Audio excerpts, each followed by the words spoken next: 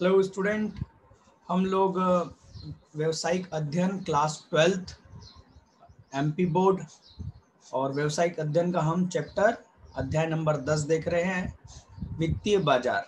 ठीक है, तो चलिए स्टार्ट करते हैं। वित्तीय बाजार क्या होता है? देखिए, इसमें एक और चीज़ ध्यान रखें, हम अभी केवल इसके आईएमपी क्वेश्चन देखेंगे और वो भी केवल जो क्वेश्चन बैंक गवर्नमेंट ने जारी किया है वही देखेंगे। ठीक है, इसके पीछे लॉजिक बहुत सारे हैं।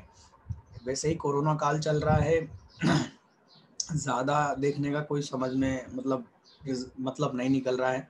ठीक है, इसमें 5 नंबर का एक क्वेश्चन आएगा। ये जो 4 नंबर लिखा है ये गलत है। आप यहाँ पर यदि इसके ब्लूप्रिंट में देखेंगे तो मुझे जहाँ तक ध्यान है, ये देखिए वित्तीय बाजार, और वित्तीय बाजार में एक क्वेश्चन आएगा 5 नंबर का, राइट। तो 5 नंबर का एक क्वेश्चन रहेगा इसमें, है ना। तो चैप्टर 10, ठीक है। कितने क्वेश्चन हैं? 6 क्वेश्चन हैं। फिर भी काफ़ी बड़े क्वेश्चन हैं, इनको समझने के लिए हमें टाइम लगेगा, है ना। कोशिश करेंगे हम इसी वीडियो में कंप्लीट कर दें, पर टेक्निकल रीजन से हो सकता है 2 पार्ट बन जाए या 3 भी बन जाए, है ना। चलिए देखते हैं वित्तीय बाजार क्या होता है। तो वित्तीय बाजार क्या होता है, ठीक है। चलिए इसके सीधे मीनिंग पर आ जाते हैं। थोड़ा सा पहले मैं वित्तीय बाजार के शब्द को समझने से पहले कुछ हम काम की चीज़ समझ लेते हैं, ठीक। और ये चीज़ हमने इकोनॉमिक्स में पढ़ा है, आय का प्रवाह। ध्यान करिए, हमने इकोनॉमिक्स में, अर्थशास्त्र में आय का प्रवाह पढ़ा है। ये बिल्कुल वही है, वही बात बोल रहा है कि अर्थव्यवस्था में 2 क्षेत्र होते हैं, एक घरेलू मतलब पारिवारिक जैसे कि हम लोग, है ना, और दूसरा क्षेत्र होता है व्यवसायिक। तो यहाँ पर कोई इंसान नहीं है। देखो, व्यवसायिक इकाई में याद रखना कोई इंसान नहीं है। व्यवसायिक इकाई में व्यवसायों को, उद्योगों को, बिजनेस को क्या बोलता है? व्यवसायिक इकाई बताया। और जितने भी हम इंसान हैं, हम इंसानों को क्या कहा गया है? घरेलू क्षेत्र कहा गया है, ठीक। अब एक सिंपल सी बात जानते हैं आप, हर व्यक्ति अपनी इनकम का कुछ न कुछ हिस्सा बचाकर रखना चाहता है ना। वो पूरा खर्च नहीं करते हैं, ठीक। अब वो अपनी बचत का जो भी कुछ हिस्सा थोड़ा बहुत जो बचाते हैं उसका वो क्या करते हैं? या तो वो उसको बैंक में रखते हैं, है ना, बैंक में जमा करते हैं, या फिर वो वित्तीय बाजार में पैसा लगाते हैं। दोनों ही करने का उद्देश्य क्या होता है कि उन पैसों से कुछ कमा लिया जाए, उससे कुछ अतिरिक्त इनकम कर ली जाए, राइट। व्यवसायिक इकाई क्या करती है? व्यवसायिक इकाई को पैसों की जरूरत होती है, ये आप अच्छे से जानते हैं, है ना। व्यवसायिक इकाई अपनी इन पैसों की आवश्यकता, मनी, जिसको हम बोलेंगे धनराशि की आवश्यकता की पूर्ति के लिए बैंक या वित्तीय बाजार से अपनी आवश्यकता को पूरी करते हैं, मतलब कि पैसों को लाते हैं, ठीक है। तो ये ध्यान है आपको, है ना। अब यहाँ पर आता है सीधे कि सर वित्तीय बाजार से क्या आशय है। ध्यान से समझना, ऐसे बाजार से है जो वित्तीय संपत्ति को उत्पन्न करता है। अरे एक सिंपल सी बात, मैं आपसे एक बात पूछता हूँ, सब्जी मार्केट क्या होता है भाई? सब्जी बाजार क्या होता है? तो आप बोलेंगे सर जहां पर सब्जी बिकती, राइट, है ना। वेजिटेबल्स सेल परचेज होती है, सब्जियां बिकती है। अनाज मंडी क्या होती है? तो बोलेंगे जहां पर अनाज खरीदा बेचा जाता है, राइट। तो वित्तीय बाजार में क्या बेचा जाएगा? वित्तीय बाजार में वित्त बेचा जाएगा। वित्त मतलब पैसा, पैसा खरीदा बेचा जाएगा, बिल्कुल, राइट। अब उसको हम, ये तो हमने समझने के हिसाब से देख लिया, अब हम उसको किताबी भाषा में समझते हैं, उसकी परिभाषा देखते हैं। तो ऐसा बाजार जहां वित्तीय संपत्ति को उत्पन्न कर, ऐसा बाजार से है जो वित्तीय संपत्ति को उत्पन्न करता है। उत्पन्न करता है सर, हाँ, अभी समझ जाए, सब समझ में आ जाएगा, है ना। और उसका विनिमय करता है। विनिमय मतलब खरीदना बेचना, ये तो आप जानते हैं अच्छे से, है ना। विनिमय मतलब खरीदना बेचना। तो वित्तीय संपत्तियों को उत्पन्न करता है और वित्तीय संपत्तियों का विनिमय करता है। अब प्रश्न ये उठता है कि सर इसमें 3 शब्द हैं, वित्तीय संपत्ति, फिर उनका वित्तीय संपत्ति का उत्पन्न करना, और तीसरा शब्द है विनिमय करना। हम इन तीनों को शब्दों को समझ लेंगे, हमें वित्तीय बाजार समझ में आ जाएगा, ठीक है। तो वित्तीय संपत्ति क्या है? तो वित्तीय संपत्ति ऐसा प्रपत्र है, एक ऐसा कागज का टुकड़ा है प्रपत्र है जो एक व्यापारिक संस्था अपने कोषों की पूर्ति हेतु निर्गमित करती है सर, क्या क्या क्या? अरे एक व्यापारिक संस्था अपने कोष मतलब पैसे के लिए, फंड के लिए, पैसों के लिए, फंड के लिए की पूर्ति के लिए निर्गमित करती है। अरे अंश जारी करना, अकाउंट पढ़ा तो होगा, शेयर कैपिटल। जब कंपनी अपने भाई पैसों के लिए कंपनी क्या करती है, शेयर जारी करती है, डिबेंचर जारी करती है, तो उसको क्या बोलते हैं भाई, पैसों के लिए अंशों का निर्गमन, राइट। तो वो जो अंशों को जारी करा वही कहलाएगा क्या, वित्तीय संपत्ति।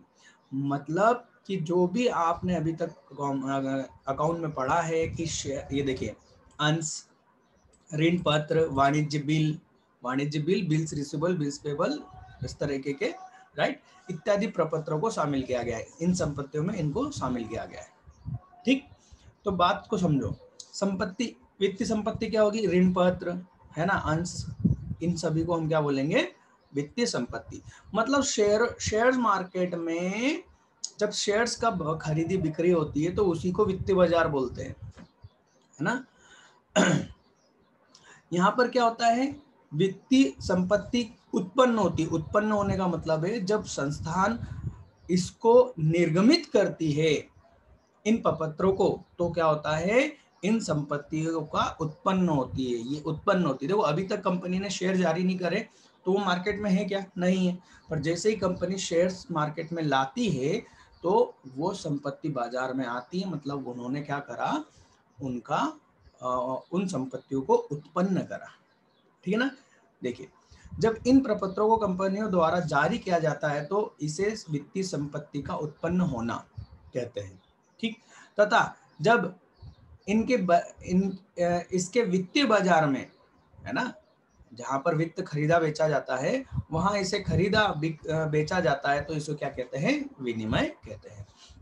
मेरे ख्याल से आपको समझ में आ गया होगा वित्त बाजार का मतलब क्या होगा, है ना।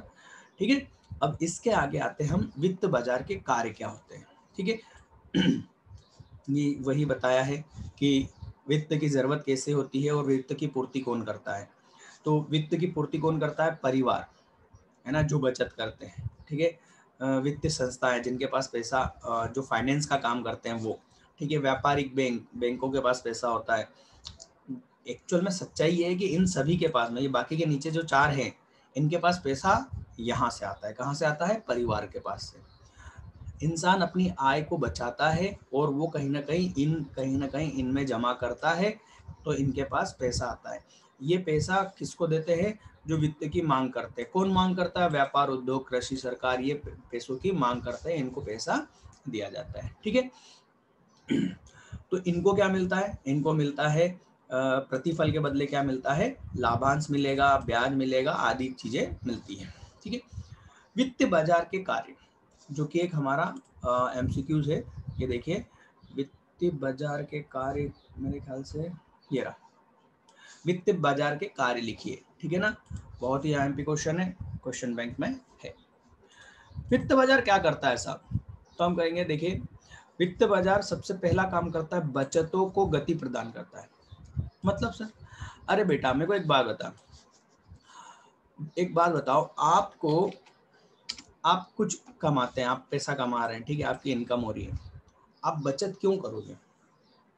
मान लीजिए कि ऐसा पॉसिबल ही नहीं है, संभव ही नहीं है कि आप अपने पैसे को कहीं और लगाकर उस पर कुछ कमा सकते हो। ऐसा हो ही नहीं सकता। बैंक है ही नहीं, मान लो बैंक है ही नहीं, ब्याज पे लेने का धंधा कुछ नहीं हो सकता, तो क्या आप अपनी बचत करोगे, नहीं। कौन बचत करेगा, हर व्यक्ति फिर खर्च ही करेगा, है ना। परंतु यदि आपको मालूम पड़ता है कि आप सॉरी, मार्केट में बैंक है और बैंक जो भी आप पैसा जमा करोगे उस पर 15% का ब्याज देगी, तो आप क्या करोगे, आप ज्यादा से ज्यादा अपने पैसों को बचाने की कोशिश करोगे, ताकि बचाकर आप क्या करो, उन पैसों को बैंक में रखो और बैंक आपको उस पर ब्याज दे, मतलब आपको पैसा कमाने का मौका मिले, पैसों से पैसा कमाने का। अब यदि इसका उल्टा सोचो कि बैंक में केवल 5% का ब्याज मिल रहा है, आप क्या करोगे? आप बोलोगे यार 5% के ब्याज के लिए कौन अपनी इच्छाओं को मारेगा, मेरे को तो मोबाइल लेना है, मैं मोबाइल ले लूंगा, मेरे को तो कार लेनी है, मैं कार ले लूंगा। बात समझ में आ रही है? तो वित्तीय बाजार वित्त से पैसा कमाने, मतलब वित्त से वित्त कमाने, अर्जन करने, पैसा कमाने का एक मौका देता है। जब ये वित्त बाजार इस प्रकार पैसा कमाने का मौका देता है तो व्यक्ति क्या करता है, अपनी बचतों को बढ़ाता है, मतलब अधिक से अधिक बचत करता है। ठीक है, तो यही है बचतों को गति प्रदान करना। वित्त बाजार बचत करता मतलब जो करना चाहते हैं को विभिन्न विनियोगों का विकल्प प्रदान कर लोगों की बचतों को गति प्रदान करते हैं। विभिन्न विनियोगों का मतलब जहां आप इन्वेस्ट कर सकते हो, बहुत सारे ऐसे जगह है जहां पर आप अपना पैसा लगाकर कमा सकते हो, जैसे कि बैंक में एफडी करवा कर या फिर शेयर मार्केट में पैसा लगाकर, है ना। तो बहुत सारे ऑप्शन होते हैं। तो वित्त बाजार वो ऑप्शन समझते हो ना, विकल्प प्रदान करता है इन्वेस्टमेंट करने का। तो आपके पास में इन्वेस्टमेंट करने का विकल्प है तो आप बचत करोगे, राइट। आगे क्या लिखा है, अत्यधिक उत्पादिक प्रयोग की ओर ले जाते हैं। अब वो आपके पास में जो बचत करा हुआ पैसा है, यदि आप उसको घर पे ही रखोगे तो वो क्या कर रहा है, कुछ कर रहा है क्या? ना वो आपके काम का है, आपके काम का है जब आपको जरूरत पड़ेगी, बट वो आपको कुछ कमा के दे रहा है क्या? नहीं, वो बस आपके पास रखा हुआ है। दूसरी चीज, जिस व्यक्ति को पैसों की जरूरत है और वो जानता है कि वो उन पैसों से और ज्यादा अच्छे से कमा सकता है और उससे बहुत कुछ इकोनॉमी में फ्लो होगा, पर उसके पास पैसा नहीं है, राइट। तो वित्त बाजार क्या करता है भाई, पैसा बचतकर्ताओं से पैसा उठाता है और किनको दे देता है, उन लोगों को जो इस पैसे को और सदुपयोग, ज्यादा अच्छे से इसका उपयोग करेंगे, उनको दे देता है, राइट। दे देता है मतलब ऐसा नहीं कि ले चला के ले जा, दोनों को आमने सामने रखता है। वित्तीय बाजार क्या करता है, बचत करता और पैसों की आवश्यकता वालों को दोनों को आमने सामने कर देता है, यहाँ पर डीलिंग हो जाती है। यह बाजार रोकड़ के रूप में बेकार पड़े वित्त, हमारे घर में जो बस ऐसा ही रखा हुआ पैसा है ना, उसको हम क्या बोलेंगे, रोकड़ के रूप में बेकार पड़ा हुआ वित्त, जो ऐसी जगह पहुंचता है जहां वास्तव में इसकी आवश्यकता है। ठीक है बेटे। मूल्य खोज में सहायक, मूल्य खोज में सहायक मतलब देखिए भाई, बाजार में लोन लेने पर कितना ब्याज देना पड़ेगा ये कैसे पता चले? भाई किसी वित्त की क्या प्राइस होगी, क्या कीमत होगी। अब वित्त में, वित्तीय संपत्ति में बेटा क्या हो गया, अंश भी आ गए, डिबेंचर भी आ गए, है ना। तो इनका क्या भाव होगा, ये कैसे तय होता है? देखो, आप एक चीज हमेशा ध्यान रखो, कोई भी चीज का कीमत मांग और पूर्ति पर निर्धारित होती है। ठीक है, मांग और पूर्ति के जो फोर्स होता है, जो ताकत होती है, उस पर निर्धारित होती है। ठीक है, तो इन संपत्तियों की कीमत कितनी हो ये बाजार में तय होता है। देखो, आप सब्जी मार्केट में आप जाओ, है ना, सब्जी मार्केट में हम जाते हैं, हम पूछते हैं क्या सब्जी दी, कैसे दी, वो जो कुछ भाव बोलते हैं कि मान लो 60 रुपए किलो, हम बोलते हैं नहीं नहीं 40 रुपए किलो, फिर वो बोलते हैं नहीं 55, फिर हम बोलते हैं नहीं 45, फिर वो बोलते 50, तो हम बोलते हैं चलो दे दो। ये जो हुआ, इसी को मांग पूर्ति का क्या बोलते हैं, फोर्स, शक्ति बोलते हैं, और इसके जरिए आपने उस सब्जी का क्या रेट तय कर दिया। बिल्कुल इसी तरह ही मार्केट में, वित्तीय मार्केट में, वित्तीय बाजार में वित्तीय संपत्तियों का मूल्य तय होता है। अब वित्तीय संपत्ति दिमाग में याद रखो, भूलना नहीं। इस चैप्टर को जब पढ़ रहे हैं तो वित्तीय संपत्ति को दिमाग में रखो। क्या क्या, वित्तीय संपत्ति में अंश, ऋण पत्र और ऐसी चीजें जिसके आधार पर आप पैसा ले सकते हैं, वो सारी चीज वित्तीय संपत्ति है।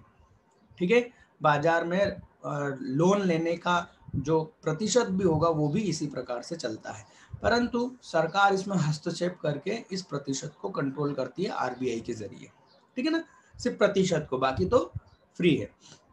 फ्री है मीन्स मांग और पूर्ति के नियम पर आधारित है, फ्री है मतलब। चलिए, किसी भी वस्तु या सेवा का मूल्य मांग एवं पूर्ति की शक्तियों द्वारा निर्धारित होता है, वही बात जो मैंने कही। वित्तीय बाजार में वित्तीय संपत्ति प्रतिभूति की मांग और पूर्ति विभिन्न प्रतिभूतियों के मूल्य को निर्धारित करती है, अर्थात वित्तीय बाजार निवेशक जो कि पैसा लगाएंगे, निवेशक को उनके निवेश का उचित मूल्य प्रदान करता है। क्लियर?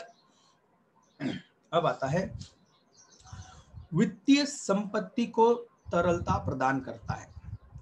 भाई बाजार क्या करता है? वित्तीय बाजार वित्तीय संपत्ति को तरलता प्रदान करता है। अब ये शब्द तरलता कई बार आएगा इस चैप्टर में, अच्छे से समझ लो।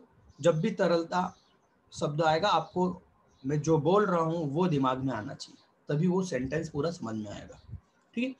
तरलता का मतलब होता है कि जैसे बेटा मेरे जेब में 100 रुपए रखे हैं तो मैं कहूंगा ये तरल है, क्यों? क्योंकि ये कैश है ना। परंतु मेरे जेब में ये मोबाइल रखा है, मान लो मेरे पास मोबाइल है, तो मैं इसको तरल नहीं कहूंगा, क्यों? क्योंकि यदि मेरे को किसी को पेमेंट करना है तो मैं उसको ऐसा नहीं बोल सकता ले भैया मोबाइल रख ले, नहीं रखेगा वो बोलेगा भैया इसकी कीमत क्या है, मुझे क्या मालूम, मेरे को तो भैया रुपया दो। तो मुझे क्या करना पड़ेगा? पहले इसे बेचना पड़ेगा। क्या है मोबाइल इतने आसानी से बिक जाएगा? नहीं, राइट है ना, कि इतने आसानी से कोई भी बोल देगा ला भाई मैं खरीद लेता हूँ, नहीं, ऐसा नहीं होता है ना। तो ये तरल नहीं है ना।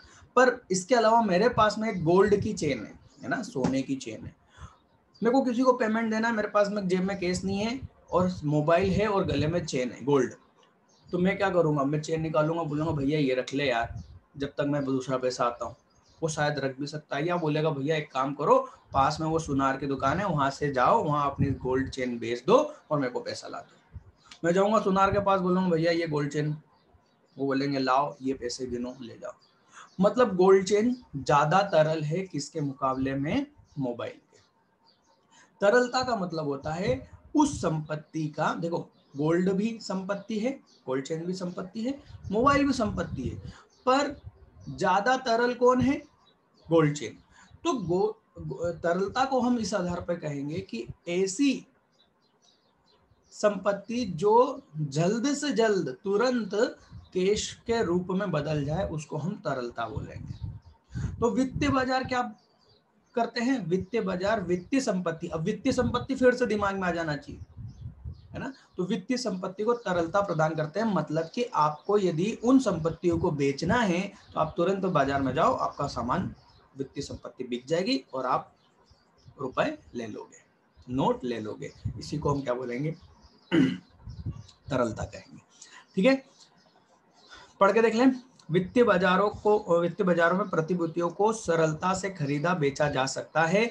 यहाँ प्रत्येक प्रतिभूति के क्रेता विक्रेता हर समय उपलब्ध होते हैं, इसलिए वित्तीय बाजार वित्तीय संपत्ति को तरलता प्रदान करते हैं। मतलब आप आसानी से इस चीज को यहाँ पर कभी भी बेच सकते हो, खरीद सकते हो, इसलिए हम क्या कहेंगे? यहाँ पर तरलता है, ठीक है। चलिए, लेन देनों की लागत को कम करना। भाई मान लो आपके पास कोई चीज है, जैसे मान लो आप किसान हो, मान लो 2 मिनट के लिए आपने गेहूं का उत्पादन किया, राइट। अब आप उसको क्या करते हो? भाई सीधी सी बात है, मंडी ले जाते हो, मंडी में कई क्रेता लोग आते हैं, आप विक्रेता हो गए, कई क्रेता लोग आते हैं, भाव लगाते हैं, बोली लगती है और आप बेच देते हो, राइट। मान लो मंडी है ही नहीं, अनाज मंडी है ही नहीं, आप क्या करोगे? आप घर घर जाओगे, जैसे फेरी वाले घूमते हैं वैसे घूमोगे और पूछोगे कि भैया गेहूं ले लो, गेहूं ले लो, जिसको लेना हो ले लो भैया गेहूं, राइट। यही करोगे। इसमें आपकी लागत कितनी लग जाएगी जरा सोच के देखो। आपका समय बर्बाद, समय की कीमत लगेगी भाई, आपके जो ताकत लगा रहे हो वो लगेगा और पैसा भी लगेगा। और यदि आपके यहाँ सब्जी मंडी है, सॉरी अनाज मंडी है, तो आप क्या करोगे? सीधे अपने घर से अनाज उठाओगे और ले जाओगे अनाज मंडी में और बोली लगा दोगे। आपकी कितना लागत बच जाएगी। सेम वही बात हो रही है कि लेन देन मतलब खरीदी बिक्री, वित्तीय संपत्तियों की खरीदी बिक्री की जो लागत है वो बहुत कम हो जाएगी, क्योंकि आपको ऐसे भटकना नहीं पड़ेगा। आपकी संपत्ति के जो खरीदार हैं वो एक जगह मौजूद हैं, आप वहां जाओ, बोली लगवाओ और बेच दो। या खरीदना भी हो, जरा सोचिए, खरीदना भी हो और यदि मान लो मंडी नहीं है तो खरीदार क्या करेगा बेचारा? खरीदार को हर घर जाके पूछना पड़ेगा, क्या भैया आपके यहाँ गेहूं है, आप बेचोगे क्या? जरा सोचिए कितना बवंडर पैदा हो जाएगा। तो एक ऐसी जगह चाहिए जो खरीदार और बेचने वाले को आपस में साथ में लेके आए, राइट। और आपस में साथ में लेके आने के बाद क्या हो जाता है कि लागत बच जाती है, ठीक है ना। चलिए, कम लागत होती है। ये सब क्या हो गए, 4 पॉइंट क्या हो गए आपके बेटा, वित्तीय बाजार के कार्य, ठीक। वित्तीय बाजार के प्रकार, तो वित्तीय बाजार के प्रकार तो हम, हाँ प्रकार तो देखना पड़ेंगे, बहुत ही जरूरी है, इसको बहुत जरूरी है समझना। क्वेश्चन बैंक में क्वेश्चन नहीं है, बट यही पूरा चैप्टर है आगे, और अलग अलग पार्ट्स में क्वेश्चन इसके पूछे गए हैं। आपको मैं बता दूं, विश्वास दिला दूं थोड़ा सा। देखिए ये लिखा है प्राथमिक बाजार द्वितीयक बाजार में अंतर, ये देखो ये आ गया भाई प्राथमिक बाजार और ये हो गया द्वितीयक बाजार, ठीक है। गौण बाजार भी बोलते हैं उसको। पूंजी बाजार और मुद्रा बाजार, तो ये देखिए ये हो गया मुद्रा बाजार और ये पूंजी बाजार, इसलिए इसको समझना जरूरी है, ठीक है। डायरेक्ट प्रश्न नहीं है कि वित्तीय बाजार के प्रकार बताइए, डायरेक्ट नहीं है, बट इसके अंदर के हर चीजों को पूछा गया है, ठीक है। तो भैया वित्तीय बाजार है ना, वित्तीय बाजार के 2 प्रकार हैं, मुद्रा बाजार और पूंजी बाजार, ठीक। पूंजी बाजार के भी 2 रूप हैं, प्राथमिक बाजार और द्वितीयक बाजार, गौण बाजार, ठीक। ये याद रखना, द्वितीयक में बोलूंगा इसको, ठीक है। अब मुद्रा बाजार में क्या बिकता है, देखो आपको मालूम है ना, मंडियां 2 प्रकार की बोले, अनाज मंडी और सब्जी मंडी। तो ये वैसे ही हो गया, अनाज मंडी सब्जी मंडी। अनाज मंडी में क्या बिकता है भाई, अनाज बिकता है। सब्जी मंडी में भाई क्या बिकता है, सब्जी बिकती है। सब्जी मंडी भी 2 प्रकार की हो गई साहब, एक थोक व्यापार की और एक रिटेल, है ना, खर्ची, तो क्या बोलते हैं, लूज, जो भी बोलते हैं रिटेल में, तो है ना। तो थोक में खरीदा जाता है, रिटेल में खरीदा जाता है, राइट। तो वैसे ही यहाँ पर भी बाजार के प्रकार बने भाई। मुद्रा बाजार में सीधे सीधे मुद्रा, मुद्रा मतलब पैसे, हरे हरे नोट को खरीदा और बेचा जाता है। क्या बात कर रहे हो सर, नोट भी खरीदा जाता है बेचा जाता है? बिल्कुल, आपको पैसों की जरूरत है, आप बैंक जाते हो, बैंक से लोन लेते हो, आप मुद्रा को खरीद रहे हो। अच्छा सर, हाँ आप मुद्रा को खरीद रहे हो, तो हम क्या देते हैं, हम तो हमने 10,000 का लोन लिया तो हम 10,000 दे देते हैं। बेटा उस पर ब्याज जो देते हो ना, वो उस जो 10,000 जो तुमने खरीदे और जितना समय उसको आपने उपयोग करा, उसका जो ब्याज बना, वो ब्याज उसकी कीमत है। अच्छा सर, हाँ बेटे, है ना। तो मुद्रा बाजार में सीधे सीधे पैसों को खरीदा बेचा जाता है, यहाँ किसी और चीजों को खरीदा बेचा नहीं जाता, यहाँ सिर्फ पैसा ही लेन देन में होता है, ठीक है। परंतु उस लेन देन का करने के जो तरीके होते हैं, उन उसके बीच में जो चीज होती है वो होती है कि आप ट्रेजरी बिल, जिसको हम खजाना बिल बोलते हैं गवर्नमेंट का, है ना, कमर्शियल बिल मतलब bills payable, bills receivable, right. ये सॉरी कमर्शियल बिल, ये वही है कमर्शियल बिल, वाणिज्य बिल एक ही बात होती है, दोनों 2 बार लिख दिया यहाँ पर बेटा, है ना, ये गलत है, एक ही जगह लिखना। तो bills receivable, bills payable, call money, है ना, और जमा प्रमाण पत्र। आपने LIC में अपने कुछ LIC जानते हो ना, जीवन बीमा निगम, उसमें कुछ पैसा जमा कर रखा है, उसका जो जमा का पैसे का जो सर्टिफिकेट है, उस आधार पर भी आप बैंक से लोन ले सकते हो। वो सिर्फ आधार है, बाकी आप ले क्या रहे हो, आप पैसा ले रहे हो, पैसा दे रहे हो, किसी आधार के बीच में। वो आधार क्या है, ये सारे हैं, है ना।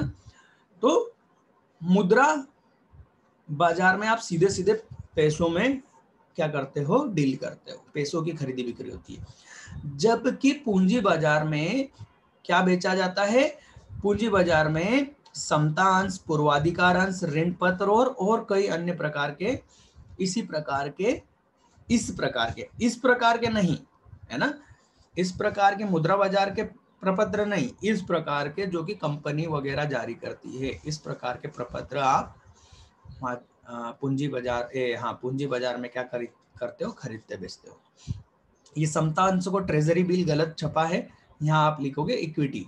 आप तो हिंदी में याद रखो समता अंश है ना, ये छोड़ दो, ठीक है। तो पूंजी बाजार में आप इन चीजों की क्या करते हो, खरीदी बिक्री करते हो, ठीक। अब इसमें भी मैंने क्या बोला था, जैसे थोक बाजार होता है, रिटेल होता है, वैसे ही यहाँ पर भी होता है, पर ये थोक बाजार नहीं है, ये थोड़ा सा अंतर है ना।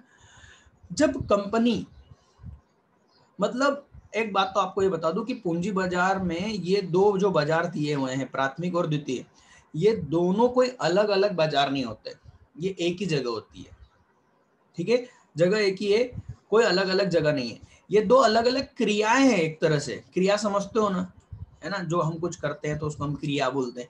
तो ये दो अलग अलग क्रियाएं हैं, बाकी जगह एक ही है, ठीक। अब ये दोनों अलग क्रियाओं को समझो। जब कंपनी पहली बार किसी ऋण पत्र, ये इन सभी में से किसी को भी पहली बार मार्केट में लेके आती है, मतलब कि जारी करती है, निर्गमन करती है, अंशों का निर्गमन। लेखांकन चैप्टर लेखांकन में आपने पढ़ा होगा, कंपनी ऋण पत्र जारी करती है, समतांश जारी करती है, पूर्वाधिकार अंश जारी करती है। जब भी कंपनी पहली बार इन सबको जारी करती है तो उसको कहा जाता है कि भाई प्राथमिक बाजार में ये काम हुआ है। समझ में आ रही बात, क्या कहा जाता है कि भाई प्राथमिक बाजार में ये हुआ है, मतलब पहली बार जब कंपनी इनको मार्केट में निर्गमित करती है तो कहा जाएगा प्राथमिक बाजार में ये हुआ है। अब कंपनी ने जारी करा, मैंने खरीद लिया, अब मैं इसको फिर से बेचना चाहता हूँ, मैं किसी और को बेचना चाहता हूँ, तो मैं जब अब ये क्या हो गया, ये मौजूद हो गया, ये बाजार में आ चुके हैं, अब इनको मैं फिर से बेचना चाहता हूँ, तो ये जो क्रिया होगी ये द्वितीयक बाजार की क्रिया होगी। अंश वही है, जब वो पहली बार कंपनी से मार्केट में आए तो प्राथमिक बाजार बोला, पहली बार प्राथमिक, और उसके बाद में अब वो खरीदा बेचा जा रहा है, लाखों बार करोड़ों बार वो खरीदा बेचा जाएगा, वो सब क्या कहलाएगा, द्वितीयक बाजार कहलाएगा, ठीक। मैं इतना जोर क्यों दे रहा हूं, यही तो हमें पढ़ना है बेटा। अब अगला प्रश्न देखो हमारा कौन सा होगा। अब हमें अगला प्रश्न पढ़ना है पूंजी बाजार और मुद्रा बाजार में अंतर, ठीक है। फिर उसके बाद में आएगा प्राथमिक बाजार और द्वितीयक बाजार में अंतर, ठीक है। फिर आएगा पूंजी बाजार का महत्व, ठीक है।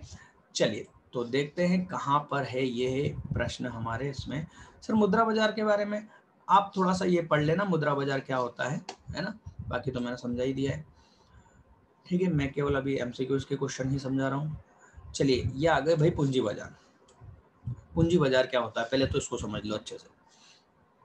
पूंजी बाजार से आशय ऐसे बाजार से है जिनमें दीर्घकालीन, हाँ दीर्घकालीन याद रखना, पूंजी बाजार में दीर्घकालीन, थोड़ा सा मैं यहाँ पर आपको समझा देता हूँ। यहाँ पर तो सर हम कहाँ जाएंगे जब हमें पैसों की जरूरत है, मान लो हम कंपनी है और हमें पैसों की जरूरत है, तो हम कहाँ जाएं? क्या हम मुद्रा बाजार जाएं, क्या हम पूंजी बाजार जाएं?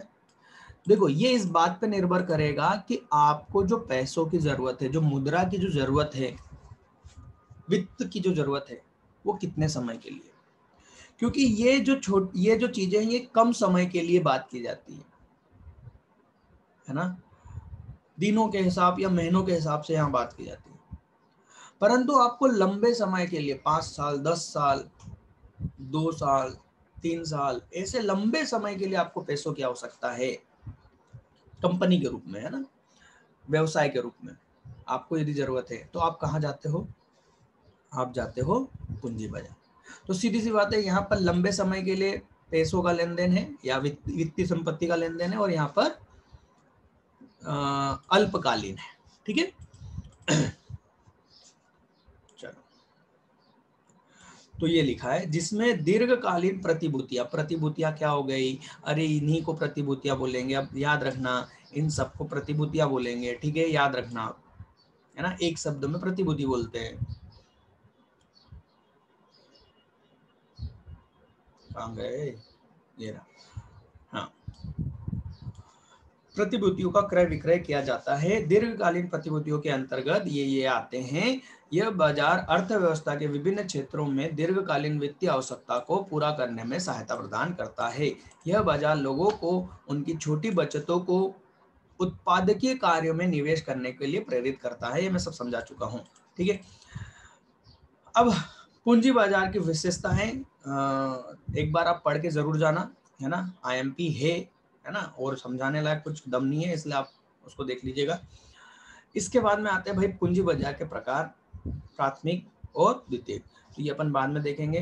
पहले हम पूंजी बाजार के क्या पढ़ लेते हैं, इन दोनों में जो अंतर है वो देख लेते हैं। पूंजी बाजार और मुद्रा बाजार में जो अंतर है वो देख लेते हैं। चलिए भाई, तो अर्थ क्या है? अर्थ आप जानते हैं दीर्घकालीन पूंजी की आवश्यकता के लिए, और यहाँ पर अल्पकालीन पूंजी की आवश्यकता के लिए ये बाजार है, ठीक। प्रपत्र, इसमें क्या होता है, इसकी जो संपत्ति है वो कौन कौन सी है? इसमें संपत्ति है अंश, ठीक, और इसकी संपत्ति क्या है हम वहीं पर पहले चित्र में समझ चुके थे, ठीक है। भागीदार, भागीदार मतलब इसमें कौन कौन होता है, कौन खरीदी बिक्री करता है? तो हम कहेंगे एक वित्तीय संस्था, ऐसी संस्था जिसको जो क्या करती है, पैसे उधार लोन देने का काम करती है। देखो बैंक भी लोन देने का काम करती है, पर ऐसी संस्थाएं और भी बहुत सी होती है। जैसे आपको लोन मकान बनाने के लिए लोन लेना है तो आप हाउसिंग फाइनेंस कंपनी में चले जाओगे। वो फाइनेंस कंपनी क्या है? वित्तीय संस्था है। हिंदी में वित्तीय संस्था, इंग्लिश में फाइनेंसिंग कंपनी, जो क्या करती है, पैसा लेती नहीं है, सिर्फ पैसा देने का काम करती है। अरे तो पैसा देने का काम करती है तो लाती कहाँ से? लाती है वित्त, यहाँ से, क्या, पूंजी बाजार से लाती है, ठीक है। बैंक, कंपनियां, विदेशी निवेशक, है ना, और साधारण जनता, मतलब हम आम व्यक्ति भी यहाँ से इन संपत्तियों को खरीद सकते हैं, और अब यदि हमारे पास है तो हम बेच सकते हैं, है ना। पर हम हमारे खुद के अंश नहीं जारी कर सकते, याद रखना, है ना, सिर्फ कंपनियां जारी कर सकती है। जबकि भाई मुद्रा बाजार में कौन कौन होता है? तो मुद्रा बाजार में रिजर्व बैंक होता है, वित्तीय संस्थाएं होती हैं, और वित्तीय कंपनियां होती हैं।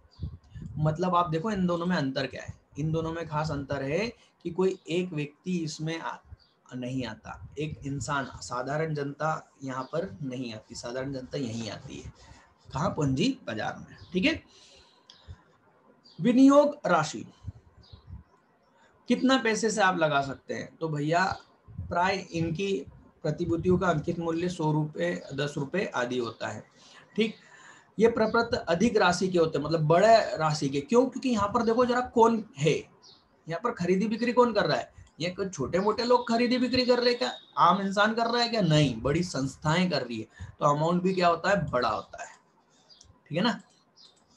अवधि, तो भैया ये दीर्घकालीन है, ये अल्पकालीन है, ठीक। और कुछ बचा क्या इसमें अंतर? हाँ और है तरलता।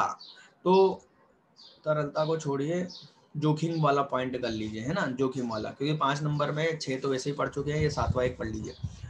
इस बाजार में हर तरह की कंपनियों की प्रतिभूतियों का क्रय विक्रय होता है, इसलिए यहाँ पर अधिक जोखिम है। तुमको मालूम है शेयर्स के भाव कम ज्यादा होते हैं, है ना, इसलिए ये क्या है? अधिक जोखिम भरा है। यहाँ पर जोखिम बहुत कम होता है, ठीक, क्योंकि यहाँ पर कौन डील कर रहा है बेटा? यहाँ पर सरकारी संस्थाएं और ये सारी चीजें कर रहे हैं, इसलिए यहाँ पर जोखिम कम है और यहाँ जोखिम अधिक है, ठीक, ये ध्यान रखना।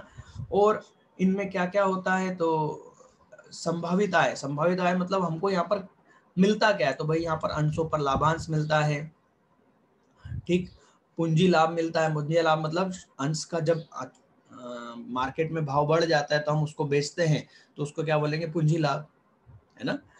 बोनस शेयर मिलते हैं, ठीक है।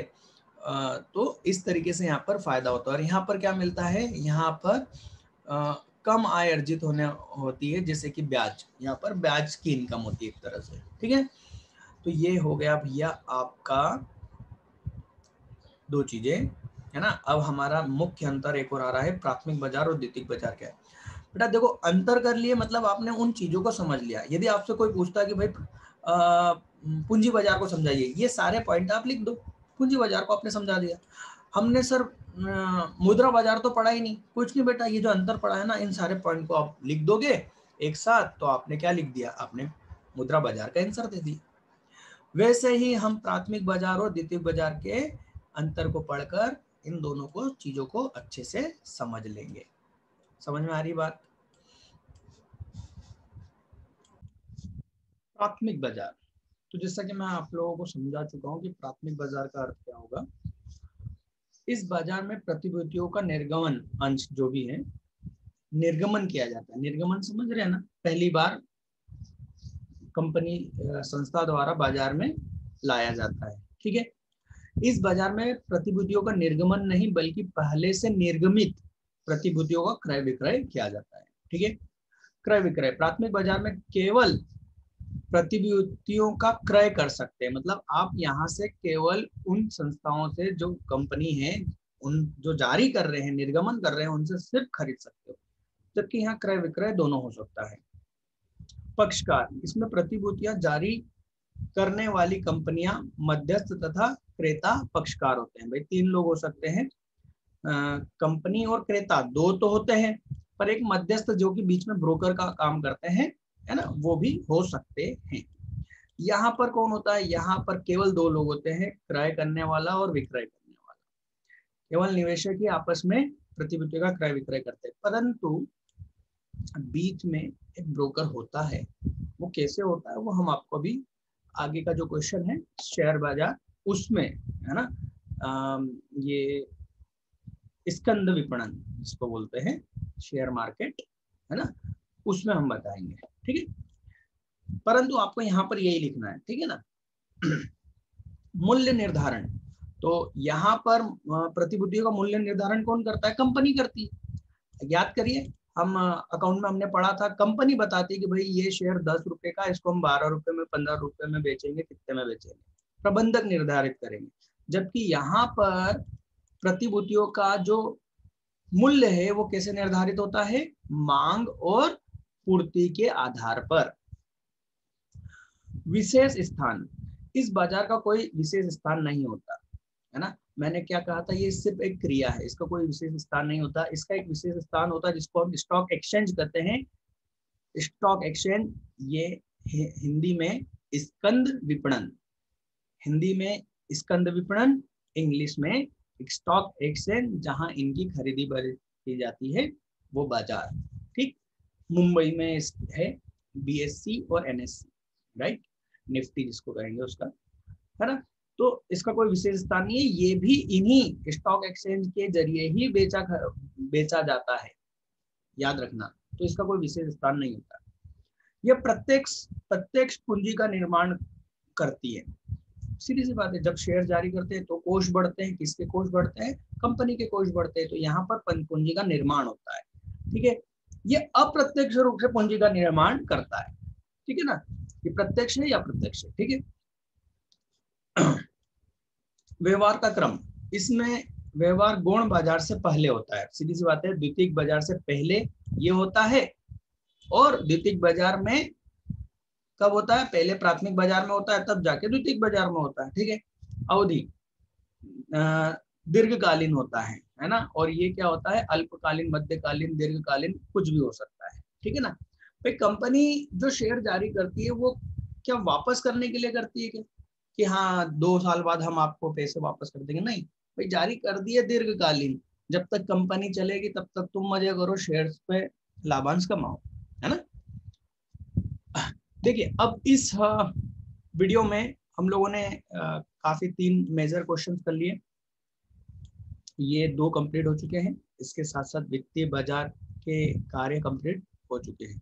ठीक है, अब हम देख लेते हैं पूंजी बाजार का महत्व और सेबी के कार्य, ठीक, और स्पंद के कार्य। ये 3 क्वेश्चन बच रहे हैं, राइट। ये 3 क्वेश्चन हम नेक्स्ट वीडियो में कंप्लीट करेंगे, ज्यादा बड़ा वीडियो हो जाएगा इसलिए, है ना। तो हम ये 3 क्वेश्चन नेक्स्ट वीडियो में देखते हैं, पार्ट 2 में। ठीक है।